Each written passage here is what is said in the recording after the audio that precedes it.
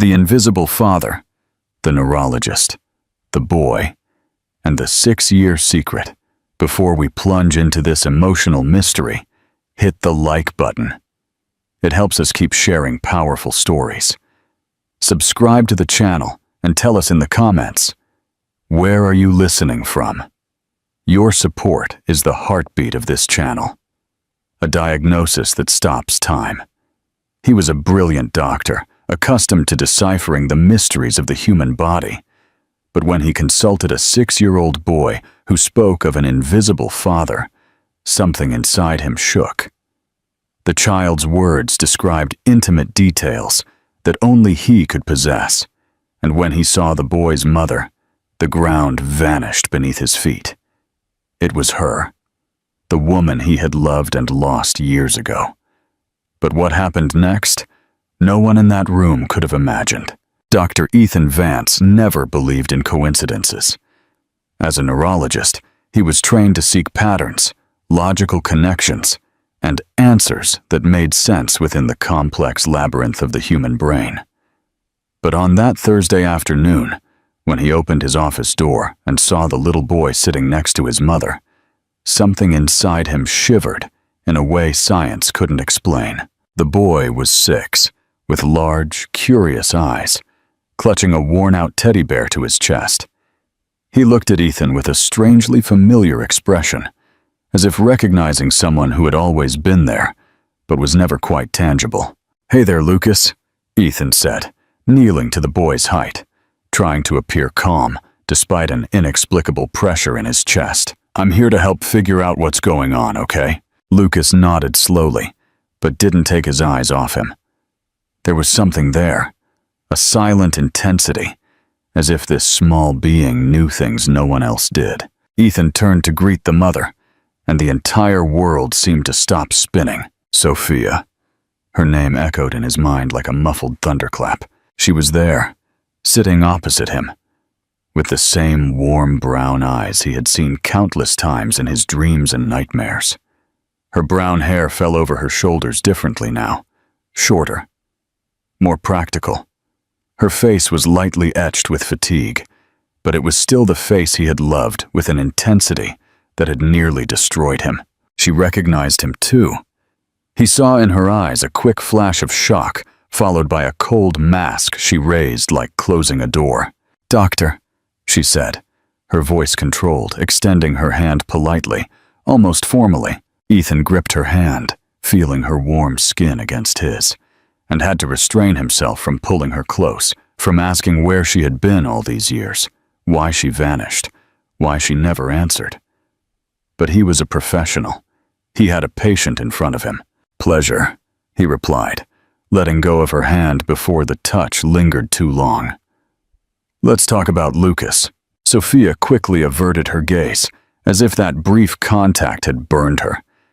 Ethan refocused on the boy, but he felt the weight of her stare on him, as if every one of his movements was being watched, measured, and perhaps feared. "So, Lucas, your mom told me you had a seizure a few days ago. Can you tell me what you felt?" The little boy fidgeted, swinging his legs that didn't reach the floor. "I was playing, and suddenly everything felt weird, like the world turned off." Ethan made notes, but a part of him was connected to the boy in a way that transcended medicine. There was something in his voice, in the way he spoke, that reminded him of himself as a child. "And after you came back, did you remember anything?" Lucas looked at his teddy bear, hugging it tighter. "I saw my dad." Sophia tensed beside him. Ethan noticed, but kept his voice calm. "Your dad was with you?" "No, he's never really there," Lucas replied with a sadness that broke Ethan's heart. "But I know he exists. He's invisible, but I feel him close sometimes." Ethan felt a chill run down his spine. He exchanged a quick glance with Sophia, who was pale, her lips tight as if holding back a scream. "What is this invisible dad like, Lucas?" Ethan asked, trying to keep his tone light, though something inside him began to tremble. The boy tilted his head, thinking. "He's tall and has a calm voice like yours, and he likes to draw, just like me. Mom says I get that from her, but I think I get it from him. Ethan felt the air catch in his throat. He loved to draw. He always had a sketch pad beside his bed, full of faces, landscapes, things he saw and couldn't forget. And he has a scar, right here. Lucas pointed to his own right shoulder, exactly where Ethan had a distinctive scar from a childhood bicycle accident. The office fell silent. Ethan slowly raised his eyes, meeting Sophia's gaze. Her eyes were tear-filled, her hands intertwined so tightly her knuckles were white. She knew. She had always known. And in that moment, Ethan understood. The little boy wasn't making up stories. He was describing someone he had never seen, but who, in some impossible way, he knew. He was describing Ethan, and if Lucas was her son, and if everything he was saying was true, Ethan felt the world simultaneously collapse and rebuild. He had a son, and that son had spent 6 years of his life believing his father was invisible. Ethan and Sophia's breakup clearly involved a massive misunderstanding. Who do you think is primarily to blame for the 6 years of silence? Share your thoughts below. Don't let this story fade. Give this video a thumbs up and hit subscribe to support our channel. The 6-year silence, a truth revealed. The following days were a silent torment. Ethan couldn't stop thinking about Lucas, his words, the unsettlingly accurate description of details a 6-year-old boy shouldn't know. And, primarily, he couldn't stop thinking about Sophia.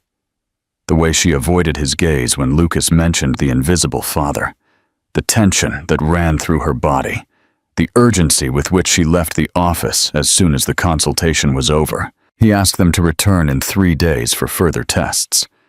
She simply nodded, without looking at him, and led Lucas away with an urgency that seemed to say, "I need to get out of here, before everything falls apart." But Ethan wasn't going to let it go. Not this time. He spent 2 nights barely sleeping, churning up memories he had locked away in a dark corner of his mind. The humanitarian mission in East Africa, 7 years ago. 3 intense months in a small village where medicine was scarce and hope even more so. And Sophia was there, a volunteer doctor like him, full of determination and sweetness. They fell in love amidst the chaos. Between exhausting shifts, sleepless nights, and the constant feeling that they were doing something bigger than themselves. He remembered her smile, illuminated by the weak light of a kerosene lamp, their whispered conversations under the starry African sky, the kiss that sealed something between them that felt eternal.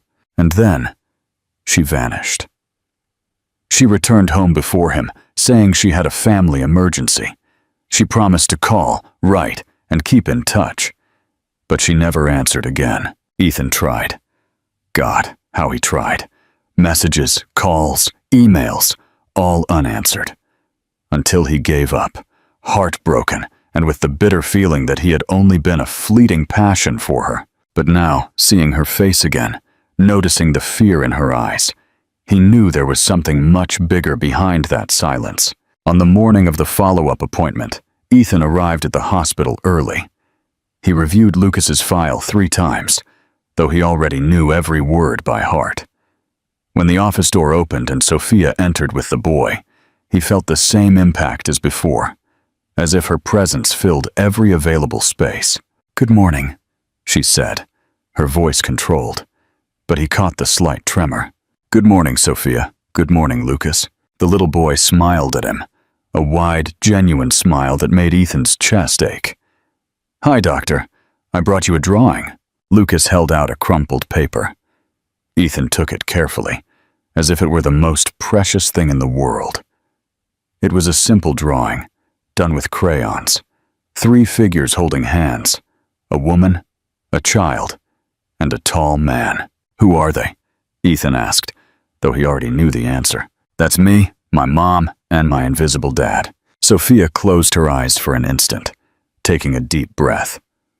Ethan carefully put the drawing away and conducted the routine neurological tests. Lucas was cooperative, curious.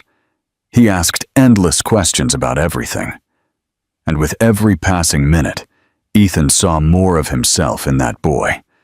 The way he tilted his head when thinking, the habit of biting his lower lip when concentrating, the way his eyes lit up when he spoke of something he loved. How hadn't he seen it before?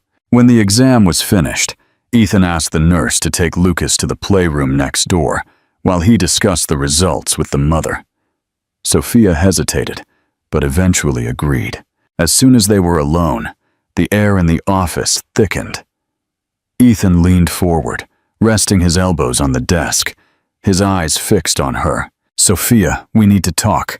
About the exams, yes," she replied too quickly, avoiding his gaze. "No, about us." She flinched. "There is no us, doctor. There is only my son and the treatment he needs."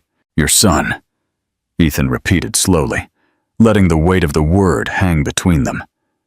"Sophia, look at me." She didn't. "Please," he insisted, his voice gentle. Finally, she raised her eyes, and Ethan saw everything there. Fear, guilt, pain, and something that looked a lot like longing. "How old is Lucas?" "6, she replied, her voice barely audible. "And when did you find out you were pregnant?" She looked away again, her hands clasped in her lap. "It doesn't matter. It matters to me," Ethan said, his voice firm but not aggressive. "Sophia, I'm not an idiot. He's 6 years old. We saw each other 7 years ago. He talks about details about me that he couldn't possibly know. He draws a father who—" "Stop!" She cut him off, standing up abruptly, the tears finally overflowing. "Just stop!"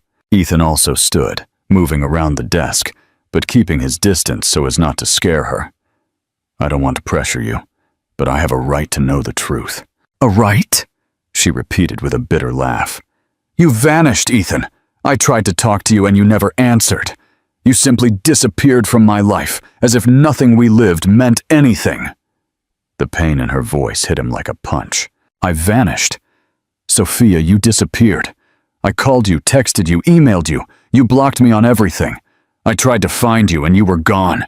You moved countries, left social media. No one knew where you were." They stared at each other, breathless, and Ethan felt the world spinning backward. "What are you talking about? I never—" And then he remembered. The accident. 3 months after returning from Africa, he suffered a severe car accident. He spent weeks hospitalized, months in recovery. He had to travel to the Mayo Clinic for intensive rehabilitation treatment. During that period, he was so physically and emotionally broken that he could barely care for himself. He asked his family not to tell anyone.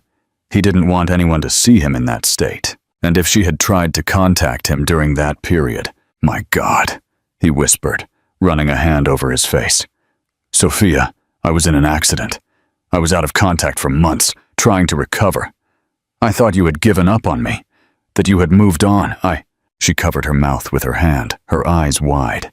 You were hurt? Seriously?" "I was. Seriously." The silence that fell between them was heavy with everything that had been lost. Misunderstandings and silences that cost years. "I was pregnant," Sophia confessed, her voice breaking. "I found out right after I got back. I tried to tell you, but you didn't answer. And when I finally got information, they said you had left the country, that no one knew when you would return. I was alone, Ethan, terrified, and I couldn't wait for someone who might never come back." Ethan felt his chest tighten. He stepped forward, and without thinking, held her face in his hands, forcing her to look at him. "Is he my son?" It wasn't a question. It was a certainty. Sophia closed her eyes, and tears streamed onto his hands. "Yes," she whispered. "He is yours." And then Ethan pulled her into a tight, desperate embrace, as if he were holding everything he had lost and just found. She clung to him, sobbing against his chest, and they remained that way, 2 broken hearts trying to fit together again after so long apart. On the other side of the door, Lucas waited, and the invisible father was finally starting to become real. Do You think Ethan and Sophia's shared heartbreak and the mutual misunderstanding can be fully healed?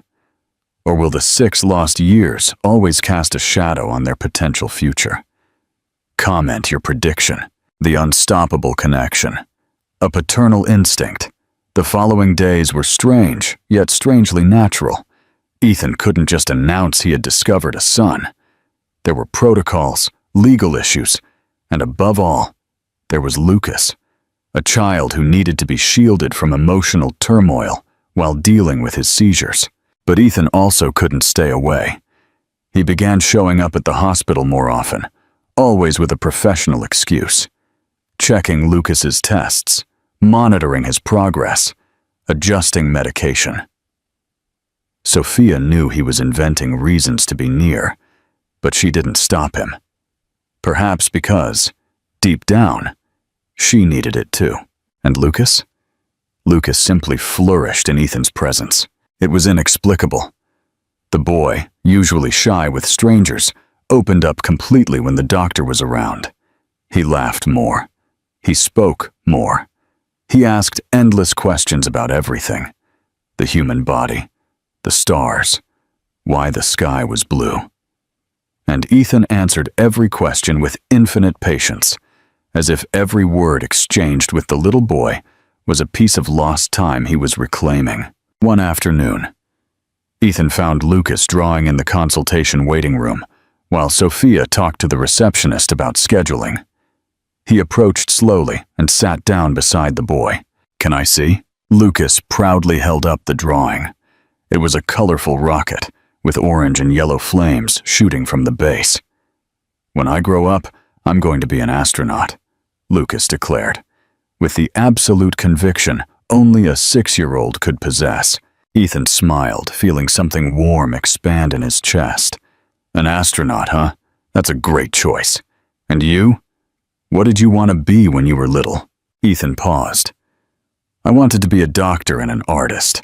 I couldn't decide between the two, so I became a doctor who sketches in his spare time." Lucas's eyes lit up. "You draw?" "Draw? Really?" "Really. My mom draws too. She makes beautiful drawings of flowers and birds, but she doesn't do it much anymore.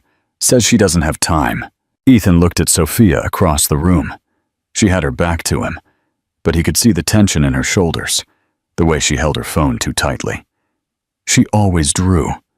He remembered the nights in Africa when she would grab an old notebook and make quick sketches of the village children, the tired faces of the other doctors, the arid landscapes under the sunset.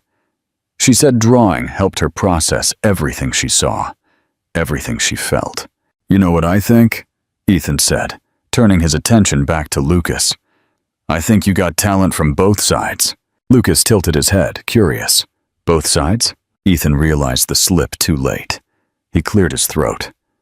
"From your mom and, well, whoever taught you to love art." Lucas suddenly grew serious, lowering the drawing. "My invisible dad likes to draw too. I know it." "How do you know?" The boy shrugged, as if the answer were obvious. "I just know, the same way I know he has eyes just like mine, and that he would want to be here, but he can't." Ethan's throat tightened. He placed his hand on the boy's shoulder, feeling the smallness and fragility of that body, and at the same time, the immense strength that Hart carried. "What if he could, Lucas? If he could be here, would you like that?" Lucas raised his eyes, so much like his own that Ethan felt a shiver. "I would love it, but Mom gets sad when I talk about him, so I don't talk about him much anymore." At that moment, Sophia returned and saw the two of them together. She stopped in mid-stride, as if struck by something invisible. The scene before her, Ethan sitting next to Lucas, their heads bent over the drawing, his large hand resting on the boy's small shoulder, was something she had imagined 1,000 times over the past 6 years, but never thought she would actually see. Ethan looked up and met her gaze. For an instant, the world around them disappeared. There was only that suspended moment, father and son together, and her watching, feeling her chest tighten with a mix of relief and terror. Because if she allowed this to continue, if she truly let Ethan into Lucas's life, into their lives, there would be no going back. And she was afraid of getting hurt again, afraid of Lucas getting hurt, afraid that Ethan would discover that being a father was too difficult and would give up, leaving the boy even more broken than before. But at the same time, how could she deny her son the presence of the father he so desperately desired? Sophia is facing an agonizing choice: protect her heart by keeping Ethan away, or risk everything for Lucas's happiness and the family they could. What advice would you give her right now? Don't miss what happens next.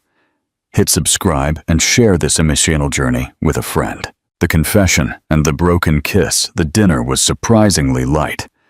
Lucas chattered non-stop about school, friends, and a science project he was doing on planets. Ethan listened with genuine attention, asking questions, laughing at the jokes, and Sophia watched the two of them with a mix of joy and heartache. When Lucas finally went to bed, exhausted and happy, Sophia and Ethan were left alone in the living room, enveloped in a silence heavy with iambic words. "Coffee?" she offered. "Please." She served 2 cups and sat on the sofa, maintaining a safe distance. Ethan accepted the cup but didn't drink. He just held it between his hands, as if needing something to anchor him. "Sophia," he began, his voice low but firm. "We need to talk about all of this. For real." She nodded, her eyes fixed on the cup. "I know. Lucas is my son," he said, without preamble. "And I'm not saying that to pressure you or scare you. I'm saying it because it's the truth, and because I have the right to know, officially, completely." Sophia bit her lip, fighting back tears. "You're right. He is yours." The confirmation, though expected, hit Ethan with devastating force. He closed his eyes, breathing so deeply. "Why didn't you tell me sooner? Why did you let me be out of his life all these years?" His voice wasn't accusatory. It was just broken. Sophia looked up, tears finally falling. "Because I tried, Ethan. I swear I tried. When I found out I was pregnant, you had just returned from Africa. I called your number. Nothing. I messaged you. Nothing. I tried to find you on social media, but you had vanished from everything. I asked mutual friends, and they said you had left the country, that you were going through something difficult, but no one knew what. I was terrified, Ethan. I was 26, starting my career, and suddenly I was pregnant by a man who had disappeared without a trace. I waited. I waited months, but you didn't come back, and I needed to move on. I needed to take care of the baby growing inside me." Ethan felt his stomach sink. "The accident. I was in a hospital in the States. I was hospitalized for 3 months after the crash. I went through surgeries, physical therapy. I was so broken, I asked my family not to tell anyone. I didn't want people to see me that way." He turned to her, his eyes red. "And all that time, I thought you had abandoned me, that you had given up on me. I loved you, Sophia, and you just disappeared." "I loved you too," she shouted back, standing up. "I never stopped loving you. But what was I supposed to do? Wait forever for someone who might never return? Raise our son alone, telling him that his father existed. But we didn't know where he was?" They were face to face now, breathless, with years of pain and misunderstanding between them. "You should have tried harder," Ethan said, but his voice cracked. "And so should you," Sophia replied, tears falling freely. "We both messed up, Ethan. Both of us. We let pride, fear, and silence destroy everything." The silence that fell was heavy and suffocating. Then, slowly, Ethan stepped forward and held her face in his hands, forcing her to look at him. "He's 6 years old, Sophia. 6 years that I lost. 6 birthdays. 6 first times. And I can't get that back. But I can be here now. I need to be here now." She nodded, able to speak. "I want to know my son," he continued, his voice firm despite the tears. "I want to be his father. For real. Not like a doctor who pops in now and then, but as the father he deserves to have. What if he doesn't accept you? Sophia whispered. What if it's too late? Ethan brushed his thumbs over the tears on her face with a gesture so intimate and familiar that it made her heart ache. Then I'll win him over, day after day, until he knows that the invisible father doesn't have to be invisible anymore. Sophia closed her eyes, and Ethan pulled her into a desperate embrace. She clung to him as if she were drowning, and he was the only solid thing in the world. They stayed that way for long minutes, crying together, holding each other, trying to heal wounds that had been bleeding for years. When they finally separated, they both knew nothing would be easy. There was a long conversation ahead, difficult decisions, painful adjustments. But for the first time in 6 years, Sophia wasn't alone. And Ethan, finally, had the chance to be the father he always should have been. The invisible father becomes real. A first promise. The weeks that followed were like learning to walk again. Ethan began integrating into Lucas's routine gradually. First, it was just occasional dinners. Then, weekend park trips. Soon, he was present at doctor appointments, school meetings, and even in small daily moments, like helping with homework or reading a bedtime story. Lucas flourished in his presence. The boy, who used to be quiet and a little withdrawn, now laughed louder, talked more, and dreamed bigger. And although he still called Ethan doctor, there was a growing closeness between them that anyone with eyes could see. The seizures continued. They were unpredictable, terrifying. And every time they happened, Sophia felt terror grip her chest like an iron hand. Ethan adjusted medications, ordered new tests, consulted specialized colleagues, but the root cause remained a mystery, and the fear of losing Lucas hung over them like a constant shadow. It was a Thursday evening when the next seizure occurred. Lucas was playing on the living room floor, assembling a dinosaur puzzle, when he suddenly stopped. His eyes glazed over, his body stiffened, and he fell to his side. "Lucas!" Sophia screamed, dropping the dishes she was washing and rushing to him. She knew what to do. Turn the boy on his side. Protect his head. Time the duration of the seizure. But knowing didn't make the experience any less terrifying. She held her son's hand, whispering words of comfort he probably couldn't hear, as tears streamed down her face. The seizure lasted almost 2 minutes, longer than usual. When it finally passed, Lucas lay unconscious, breathing heavily. Sophia grabbed the phone with trembling hands and called Ethan. He answered on the second ring. "Sophia, he had another seizure," she said, her voice breaking. "It was long, Ethan. Very long. I'm coming. Don't hang up." Ethan arrived in less than 15 minutes with the emergency medical kit he now kept in his car.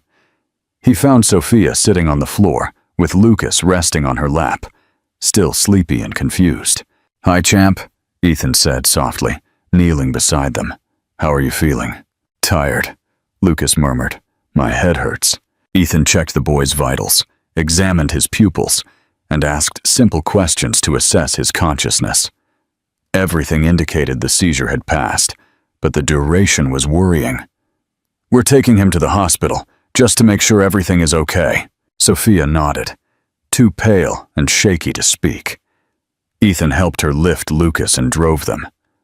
All the way to the hospital, he held Sophia's hand while driving, squeezing gently whenever he felt her fingers tremble. "He's going to be okay," Ethan repeated like a mantra. "I promise, Sophia, he's going to be okay."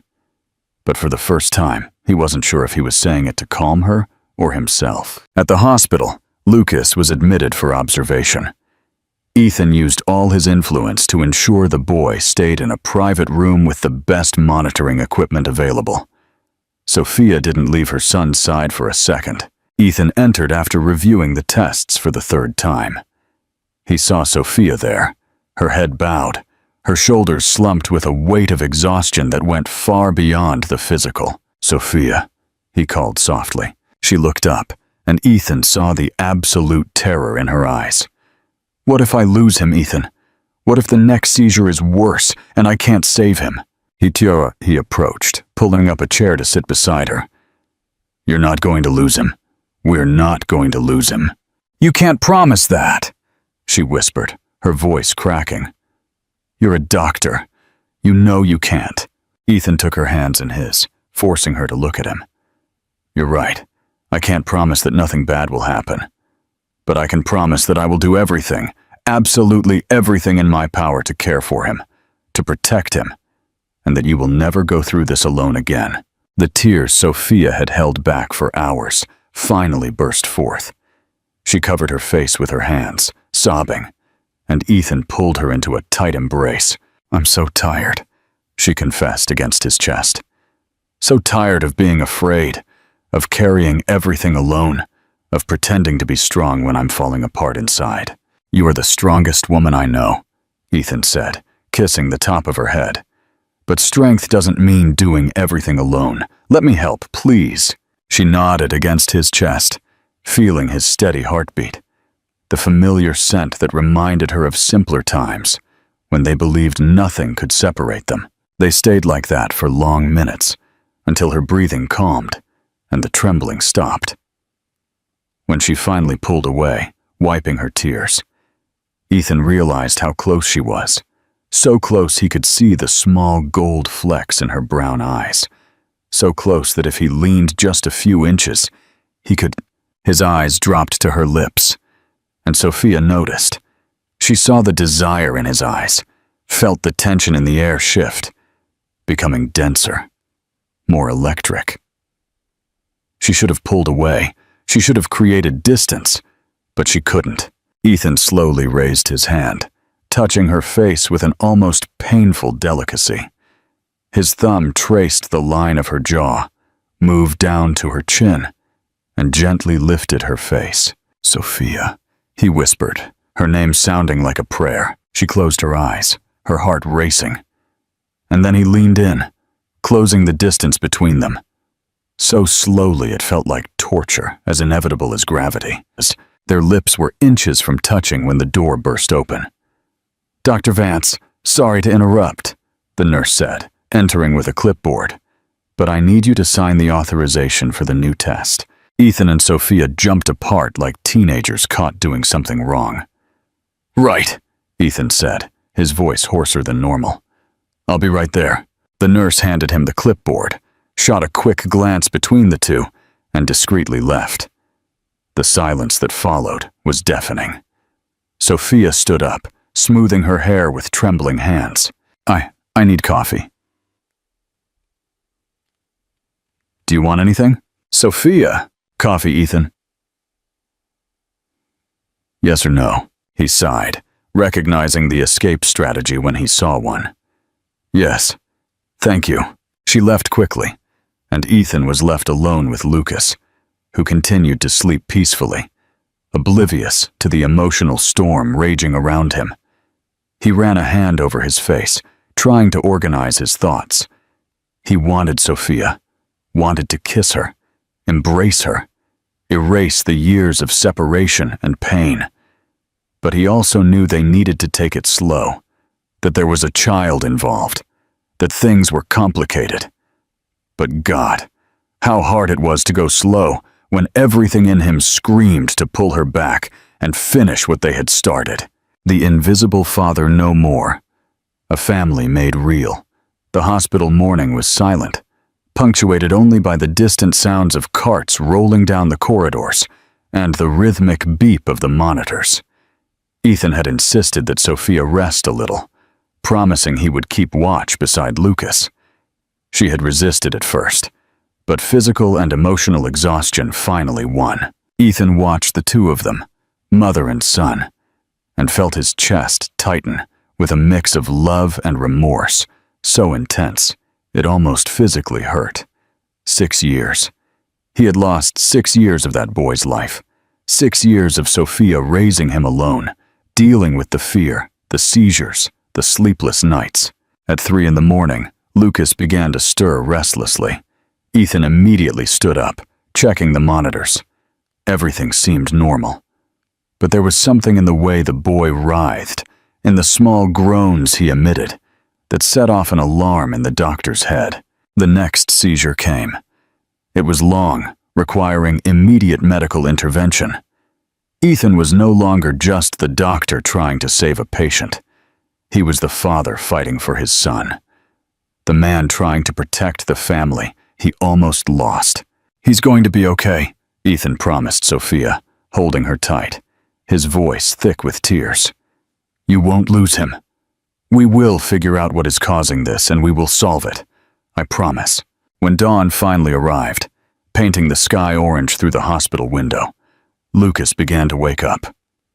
His eyes searched automatically for his mother. "Mommy?" His voice was weak. "I'm here, love," Sophia said immediately, taking his hand. "I'm here." Then Lucas turned his head and saw Ethan on the other side of the bed. A small, tired smile appeared on his face. "Dr. Vance is here too." "I am," Ethan confirmed, gently touching the boy's forehead. "How are you feeling, champ?" "Tired and hungry." Sophia and Ethan exchanged a relieved glance. "That's a good sign," Ethan said. Lucas nodded, but continued looking at Ethan with a thoughtful expression. "Dr. Vance, you stayed all night?" "I did. I wanted to make sure you were okay. My invisible dad would stay too," he said softly. "If he could." Ethan's throat tightened. Sophia bit her lip, tears returning. And then, gathering all the courage she had, Sophia leaned in and kissed Lucas's forehead. "Love," she began, her voice trembling. "There's something Mommy needs to tell you." Lucas looked at her, curious. Sophia looked at Ethan, who nodded encouragingly. "Your invisible dad," she continued, taking a deep breath. "He doesn't have to be invisible. Not anymore. Because he's right here." Lucas frowned, confused. "What do you mean?" Sophia took Ethan's hand and placed it on top of Lucas's, uniting the three. "Lucas, Dr. Vance is your father. Your real dad." The silence was absolute. Lucas looked at Ethan's large hand over his small one. He looked at Ethan's face. Then he looked at Sophia, seeking confirmation. "Really?" he whispered. "Really?" Ethan said, his voice husky. "I am your dad, Lucas. I always was. It just took me a long time to get to you, and I'm so sorry for that." Lucas's eyes filled with tears, but he was smiling. "I knew it," he said, squeezing Ethan's hand. "I always knew you existed. The invisible father was you." And then, with the surprising strength of a 6-year-old, Lucas pulled Ethan into a hug. Ethan hugged him back, closing his eyes, feeling the tears finally fall. "I love you, son," he whispered. "I love you so much."